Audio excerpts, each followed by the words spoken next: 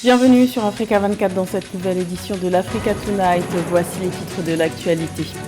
Présentation des vœux de Nouvel An du général Mahamat Idriss Déby au corps diplomatique. Le président de la transition tchadienne a invité les chancelleries représentées dans son pays à accompagner le Tchad dans sa transition démocratique. Chadema, le principal parti d'opposition en Tanzanie, a tenu son premier meeting en 7 ans. Ce samedi 21 janvier, une manifestation permise grâce à la levée début janvier de l'interdiction des rassemblements politiques décrétée en 2016. Et levée de sanctions au Bénin pour les 305 enseignants qui avaient été radiés de la fonction publique en décembre 2019. Après 40 mois de chômage, ils ont été réhabilités dans le système éducatif sur décision des autorités. Mais tout d'abord, reconduction de Brahim Rally à la tête du Polisario ce vendredi 20 janvier. L'homme de 73 ans a été reconduit à ses fonctions de secrétaire général du mouvement pour un mandat de 3 ans à l'occasion du 16e congrès du Front Polisario.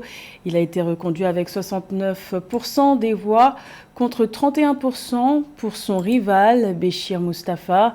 Bien qu'il bénéficie du soutien d'Alger, Brahim Rally n'a pas fait l'unanimité car avec le temps, les positions semblent avoir évolué sur l'approche de l'épineux dossier opposant le Sahara occidental au Maroc. Quand d'autres privilégient la guerre comme solution à l'indépendance, d'autres, bien que minoritaires, préconisent le dialogue avec le Maroc. Maroc qui, rappelons-le, revendique sa souveraineté sur le Sahara occidental. Le président de la transition tchadienne, le général Mahamat Idriss Déby, s'est prêté ce 20 janvier au traditionnel exercice de la présentation des vœux au corps diplomatique.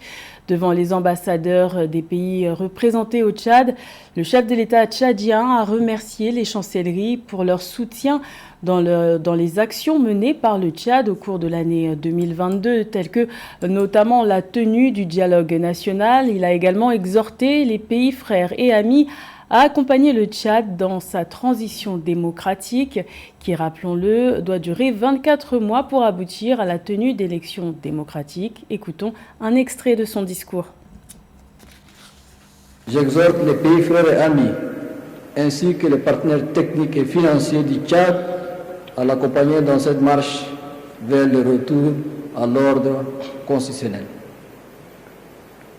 Le Tchad nouveau, fort de l'unité de ses fils, est fondé sur la justice que nous voulons bâtir, saura compter sur le soutien multiforme de ses partenaires bilatéraux et multilatéraux pour l'accompagner à financer et à parachever son processus de transition avec la mise en œuvre des résolutions du dialogue national inclusif et souverain, le processus de DDR, l'adoption d'une nouvelle constitution par voie référendaire et la tenue des élections générales libres, crédibles, transparentes, démocratiques et inclusives. C'est peut-être un signe de décrispation politique au Tchad. Les 7 partis d'opposition qui avaient été suspendus depuis 3 mois ont de nouveau été autorisés ce vendredi à fonctionner. Rappelons que les autorités avaient décidé de leur suspension au lendemain des manifestations du 20 octobre dernier qui avaient fait entre 50 et 300 morts selon les bilans des différentes sources. Jusqu'à présent, pouvoir et opposition continuent de se rejeter mutuellement la responsabilité. L'opposition tanzanienne a elle aussi connu un allègement de restrictions. Le principal parti d'opposition, Chadema, a tenu son premier meeting après 7 ans d'interdiction ce samedi 21 janvier. En effet, le décret daté de 2016 interdisant les rassemblements politiques a été levé début janvier par la présidente Samia Suluhu Hassan, arrivée au pouvoir en mars 2021 suite au décès soudain de son prédécesseur et initiateur de cette interdiction, John Magufuli. Bien qu'elle fasse naître l'espoir de plus de liberté dans le pays, cette décision est accueillie avec prudence par l'opposition et les ONG de défense défense des droits humains. Je vous propose d'écouter un extrait du discours du président de Chadema, Freeman Mbowe. Dieu merci, le jour est venu où nous parlons avec nos concitoyens tanzaniens dans le cadre de ce rassemblement public. Notre conversation de réconciliation avec la présidente Samia Suluhu a porté ses fruits car même la police qui m'a arrêté à Mwanza par le passé veille aujourd'hui sur notre rassemblement. Les revendications pour une nouvelle constitution et un corps électoral indépendant demeurent notre priorité. Nous allons organiser autant de meetings que possible pour atteindre toutes les circonscriptions et villages du pays. C'est le moment pour nous de déblayer le terrain pour les élections de 2025. En Tunisie, 5 anciens députés ont été condamnés ce vendredi par la justice militaire à des peines de prison allant de 5 mois à 1 an et 2 mois, avec effet immédiat et une interdiction d'exercer le droit. Il s'agit de Sefeddine Marlouf, Madi Zagrouba, Nidal Saoudi, Meher Zid et Mohamed Hafez, en cause leur implication dans l'affaire que les médias appellent l'incident de l'aéroport. En effet, en mars 2021, une bagarre générale a éclaté à l'aéroport international de Tunis-Carthage entre des agents de sécurité de l'aéroport, des avocats et ces députés de la coalition Al-Kahram. Ces députés ont tenté de défendre une passagère fichée S-17 empêchée de sortir du territoire pour des raisons de sécurité. Le ministère public a autorisé l'ouverture d'une enquête sur cet incident. Le Gabon accueillera en mars 2023 le One Planet Summit dédié à la préservation des forêts tropicales. Cette rencontre doit permettre de rassembler de nombreux décideurs afin d'identifier et d'accélérer des initiatives de transformation et de financement de solutions en faveur des enjeux forestiers. Ce nouveau projet illustre une nouvelle fois l'intérêt du Gabon pour les questions liées à l'environnement. Après l'accueil de la Semaine africaine du climat fin août 2022, je vous propose d'écouter le porte-parole du gouvernement, Yves-Fernand Mamfumbi. Ministère des eaux, des forêts, de la mer, de l'environnement chargé du plan climat et du plan d'affectation des terres. Le Conseil des ministres a marqué son approbation à l'organisation à Libreville du One Planet Summit prévu les 1er et 2 mars 2023. Ce sommet co-organisé par le Gabon et la France sera l'occasion de réunir les acteurs de la gestion et l'exploitation durable des forêts et ceux de la finance internationale afin de réfléchir sur les modèles innovants de financement de la préservation de la biodiversité et sur la contribution aux défis des changements climatiques. Aussi, ce sommet contribuera-t-il à la mise en œuvre de l'accord de Paris sur le climat, notamment en ce qui concerne les mécanismes financiers et les marchés, mais aussi le cadre mondial sur la biodiversité. Au Bénin, la sanction infligée aux agents contractuels de l'État a été levée. Les 305 enseignants des cours primaires et secondaires qui avaient été radiés en décembre 2019 de la fonction publique pour avoir refusé de participer à l'évaluation diagnostique initiée par le gouvernement ont été réhabilités dans le système éducatif. Reportage de notre correspondant Lev Thionou. Radié de la fonction publique en décembre 2019 pour avoir boycotté l'évaluation diagnostique initiée par le gouvernement les 14 août et 7 septembre 2019, 305 enseignants des cours primaires et secondaires vont retourner dans leurs classes respectives. Le gouvernement béninois, réuni en Conseil des ministres mercredi 18 janvier 2023, a décidé de réintégrer ces enseignants agents contractuels de l'État dans la fonction publique. Ceci en tenant compte de la dimension sociale du dossier.